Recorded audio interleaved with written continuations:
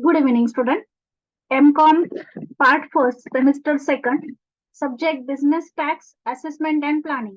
ज्या विद्यार्थ्यांचा अकाउंट हा स्पेशल सब्जेक्ट होता तर त्यांची ही क्वेश्चन पेपर आहे business tax assessment and planning SPPU म्हणजे सावित्रीबाई फुले पुणे युनिव्हर्सिटी अंतर्गत एप्रिल 2023 ची जी क्वेश्चन पेपर आहे तिचा आज आपण सोल्युशन पाहणार आहोत. बघा, ही जी क्वेश्चन पेपर आहे तर या क्वेश्चन पेपर मध्ये दोन प्रॉब्लेम विचारले गेलेले होते. त्याला ऑर थेअरीचा क्वेश्चन पण होता. 15 मार्कांसाठी एक प्रॉब्लेम होता. तर दोन प्रॉब्लेम होते, त्यापैकी एक प्रॉब्लेम जो होता तो कोऑपरेटिव्ह सोसायटीवर होता आणि दुसरा जो प्रॉब्लेम होता तो होता आपला नॉट फॉर प्रॉफिट ऑर्गनायझेशन किंवा ज्यालाच आपण चॅरिटेबल ट्रस्ट म्हणतो तर त्यावर होता. तर आता आपण पहिला क्वेश्चन पाहतोय. ही जी क्वेश्चन पेपर आहे ही 60 मार्क्सची होती. ऑल क्वेश्चन्स कंपल्सरी होते आणि प्रत्येक क्वेश्चनला 15 मार्क्स होते. तर फर्स्ट क्वेश्चन जो आहे तो आपण सॉल्व्ह करून घेतोय. Total income of Cosmos cooperative society. तर हा सेम टाईपचा प्रॉब्लेम ऑलरेडी आपण आपले जे लेक्चर सिरीज आहे तर त्या लेक्चर सिरीज मध्ये पण घेतलेला होता. तर बघा, कॉस्मॉस कोऑपरेटिव्ह सोसायटी जी आहे other than consumer cooperative society आहे. For financial year ending 31 March 2022 ची इन्फॉर्मेशन आपल्याला प्रोव्हाइड केलेली आहे. तर यामध्ये बँकिंग बिझनेस पासूनचा इन्कम आहे 10,000, इन्कम फ्रॉम कॉटेज इंडस्ट्री आहे 15,000, त्यानंतर income from purchase and sale of agricultural implements to members तो आहे 12,000, त्यानंतर marketing of agricultural produce grown by its members 15,000, profit and gain of business 75,000, interest and dividend from other cooperative society 12,000, collective disposal of labor 11,000, income from house property 50,000. Compute taxable income of cooperative society. अतिशय easy problem होता. तुम्हाला काय करायचं आहे तर जे cooperative सोसायटीचा जो इन्कम आहे तर तो आपल्याला आधी ऍड करायचा आहे आणि त्यानंतर ATP च्या अंडर काही याला 100% डिडक्शन मिळतं. परंतु बिझनेस पासूनचं जे इन्कम आहे किंवा प्रॉफिट आहे त्याला मॅक्झिमम 50,000 डिडक्शन मिळतं. तर त्याप्रमाणे आपल्याला डिडक्शन काय करायचे आहेत नंतर मायनस करायचे आहे. त्याला ऑर एक थेअरी क्वेश्चन होता explain income tax authorities in details. तर आपण प्रॉब्लेमचं सोल्युशन घेतोय. तर प्रॉब्लेमचं सोल्युशन स्टार्ट करूया. वरती नाव द्यायचं competition of taxable income of Cosmos cooperative society. Column करायचे inner outer column particular rupees. First आपण हेडिंग देणार आहोत income from letting out go down 10,000. इथे दिलेले बघा बँकिंग बिझनेस म्हटलेला आहे 10,000. तर आपण बँकिंग बिझनेस नाव टाकणार आहोत 10,000.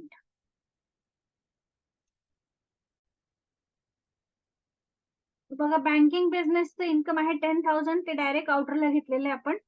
त्यानंतर आता आपलं कोऑपरेटिव्ह सोसायटी पासूनचं जे इन्कम आहे ते आपण घेतोय. त्याला हेडिंग दिलंय बिझनेस इन्कम.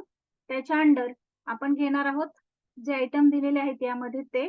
तर बघा, income from cottage industry 15,000, marketing of agricultural produce grown by its member 15,000, त्यानंतर income from purchase and sale of agricultural implement to member 12,000, त्यानंतर इंटरेस्ट अँड डिव्हिडंड आहे 12,000 आणि कलेक्टिव्ह डिस्पोजल ऑफ लेबर आहे 11,000. तर याप्रमाणे आपण हे इन्कम फ्रॉम बिझनेसच्या अंडर घेतोय.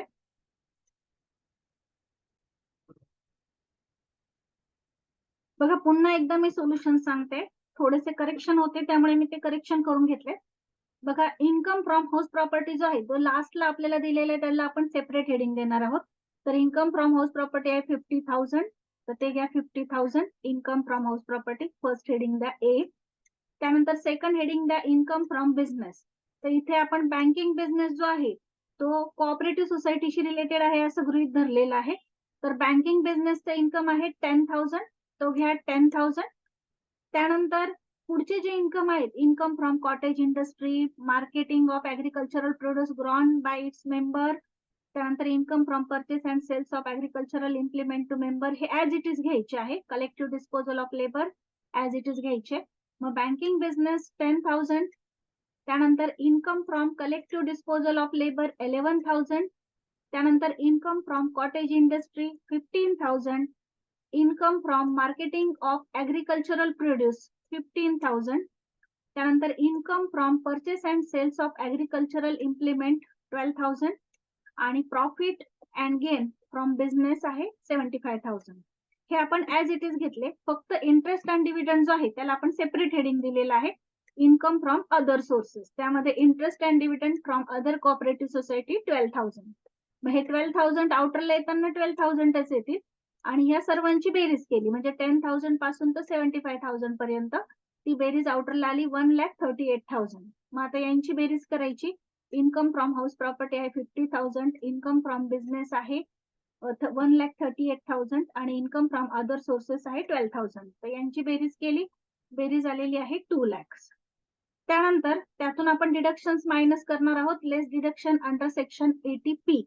तर 80P च्या अंडर आपल्याला जे 100% डिडक्शन मिळतात त्यात बँकिंग बिझनेस, त्यानंतर income from collective disposal of labour, income from cottage industry, marketing and income from marketing of agricultural produce आणि income from purchase and sales of agricultural implement. तर हे 100% मिळतील. त्यानंतर profit on and gain from business हे जे आहे ते maximum 50,000 मिळतील. तर त्याप्रमाणे आपण अमाऊंट घेऊया. बँकिंग बिझनेसचे 100% मिळतील 10,000. Income from collective disposal of labour 100% मिळतील 11,000. Income from cottage industry 100% deduction आहे 15,000. Income from marketing of agricultural produce 100% deduction आहे 15,000. Income from purchase and sales of implement 100% deduction आहे 12,000 आणि इंटरेस्ट अँड डिव्हिडंड पण 100% deduction आहे 12,000. फक्त जो प्रॉफिट आणि गेन आहे तर तो आपल्याला किती घ्यायचा आहे, मॅक्झिमम 50,000 घ्यायचा आहे. म्हणून तो मॅक्झिमम 50,000 घेतला. जो 75,000 दिलेला होता परंतु डिडक्शनला किती येईल, फक्त 50,000 रुपये 50,000. या सर्वांची आपण बेरीज केली तर ती टोटल आलेली आहे 1,25,000. मग आपलं टोटल ग्रॉस टोटल इन्कम होता 2 लाख, त्यातून 1,25,000 मायनस केले तर आपला टॅक्सेबल इन्कम जो आहे कोऑपरेटिव्ह सोसायटीचा तो आलेला आहे 75,000. सोल्युशन मध्ये आपल्याला एवढंच विचारलेलं होतं, कॅल्क्युलेशन टॅक्स कॅल्क्युलेट करा म्हणून नव्हतं सांगितलेलं, तर फक्त टॅक्सेबल इन्कम काढायला सांगितला होता. त्यामुळे इथपर्यंतचं जे सोल्युशन आहे त्यालाच तुम्हाला किती मार्क्स आहेत, तर 15 मार्क्स आहेत. फक्त मी ऍडिशन मध्ये इथे टॅक्स कॅल्क्युलेट करून दाखवलेला आहे. जो आपला नेहमीचा रूल आहे त्याप्रमाणे 10,000 पर्यंत 10% म्हणजे 1,000, 10,000 टू 20,000 20% म्हणजे 2,000 आणि अबोव्ह 20,000 30% येतात. तर मग 75,000तून 30,000 मायनस करून राहिलेल्या बॅलन्सवर म्हणजे 45,000 वर 30% कॅल्क्युलेट केले, ते आले 13,500. त्यांची बेरीज केली आणि त्यामध्ये health and education cess 4% add केला 16,500 वर. टॅक्स लायबिलिटी आली 17,160. परंतु टॅक्स लायबिलिटी कॅल्क्युलेट करायला नव्हती सांगितली, फक्त टॅक्सेबल इन्कम पर्यंतच कॅल्क्युलेशन होतं. त्यामुळे इथपर्यंत आपण कॅल्क्युलेशन करणार आहोत आणि इथपर्यंतच तुमच्या प्रॉब्लेमचं सोल्युशन आहे. इथे आपला हा फर्स्ट प्रॉब्लेम जो आहे तो कम्प्लीट झाला. आता जो सेकंड प्रॉब्लेम होता तो आहे चॅरिटेबल ट्रस्टचा. तर चॅरिटेबल ट्रस्टचं जे अकाउंटिंग आहे किंवा चॅरिटेबल ट्रस्टची जी इन्फॉर्मेशन आहे तर त्यावरून आपल्याला टॅक्स कॅल्क्युलेट करायचा होता. तर तो प्रॉब्लेम आपण पाहतोय. आधार चॅरिटेबल ट्रस्ट जे आहे तिचा प्रॉब्लेम आहे हा. Aadhaar charitable trust submit the particular of receipt and payment during the previous year 2021-22. त्यात फर्स्ट आहे income from property held under the trust for charitable purpose 24 lakh. त्यानंतर व्हॉलंटरी कॉन्ट्रीब्युशन आहे 22 लाख, पण त्यात कंसात सांगितलंय 12,000 will be form a part of corpus.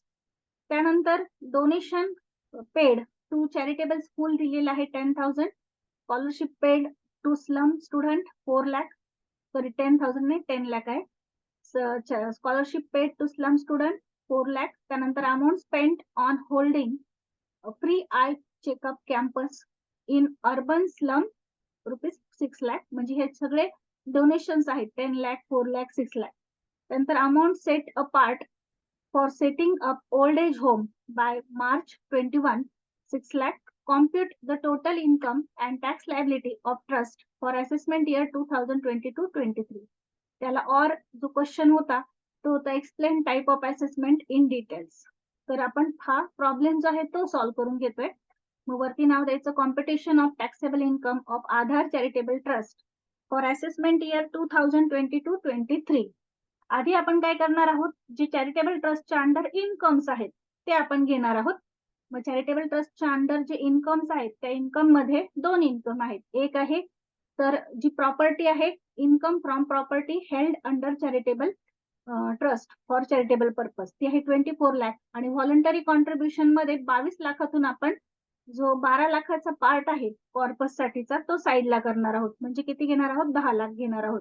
तर असं टोटल इन्कम आपले हे income from property held under trust 24 lakh आणि व्हॉलंटरी कॉन्ट्रीब्युशन घेताना 22 लाख मधून 12 लाख मायनस करून 10 लाख, दोन्हींची बेरीज 34 लाख. आता त्यातून आपण 15% अमाऊंट जी आहे ती सेट करतो बाजूला. 15% set apart for future application असतात हे, म्हणून ही फिक्स अमाऊंट आहे 15%. Less amount set apart for future application 15%.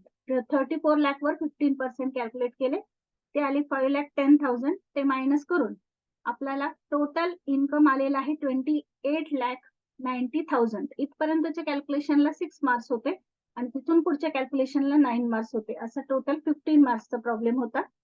लेस, आता त्यातून काय काय लेस करायचं, जे आपण डोनेशन पेड केलेलं आहे ते डोनेशन आपण काय करणार आहोत, मायनस करणार आहोत. Less donation paid to charitable school 10 lakh.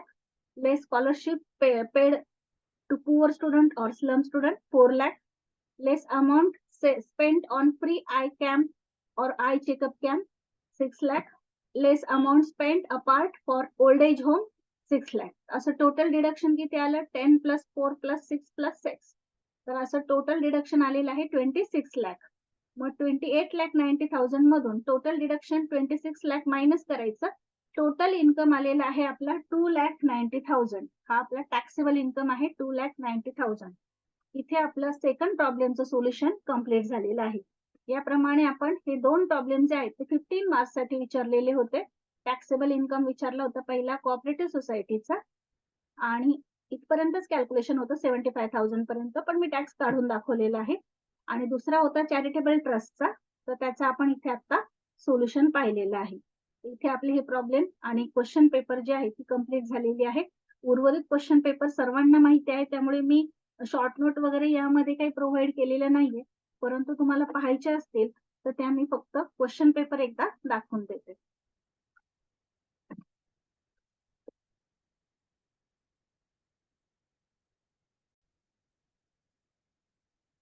तिसरा क्वेश्चन थेअरी क्वेश्चन होता. Define tax planning, explain the need, objective and limitation of tax planning in details.